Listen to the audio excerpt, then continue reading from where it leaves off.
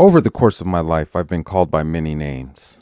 I am called son by some, I am called husband by one, and I am called father by four, amongst the other names that I've been called. So what does this have to do with a digital portfolio? Well, we can't get caught up on what name we are giving it. What is a name anyway? A name is just who the person or item is to you. So is it a digital portfolio? Is it an e-portfolio? Is it a digital resume? Is it a website? Is it a blog?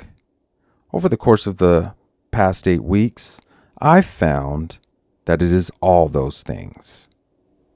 Speaking about names and being a father, the last discussion in 5305 gave me some interesting perspective. Now, I've had this perspective forever, but I guess I'll just go ahead and share it with you. See, as I'm being called father, through the course of our children's lives, there were people who did not have children, or who only had one child, or maybe did not have one son. Maybe they had two sons, or maybe they had no sons.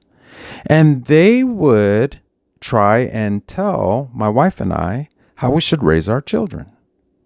Now, I don't have a problem with that, and we would consider the advice that was given. And the advice that was given, if it worked in our case, we would use it. If it did not work in our case, we would discard it. So, what does this have to do with this class? Lisa Nielsen pointed out the idea of what makes a good, innovative educator. And the ironic piece in that whole blog is that she's never been an educator. Now, my wife and I have anecdotal evidence. We haven't done any official research, but I can tell you that those people who did not want us to give up our Saturdays or Sundays because our kids were playing sports, my wife and I can tell you that they're wrong. And this is why we know that they're wrong. When our kids are involved in sports, when they're in season, there are less arguments in between siblings, and there are less arguments between parent and child. But if you don't have children, you wouldn't know that. So while I appreciate what Lisa is trying to do, and I'm always trying to get better, I'm just going to have to say it as plainly as I can.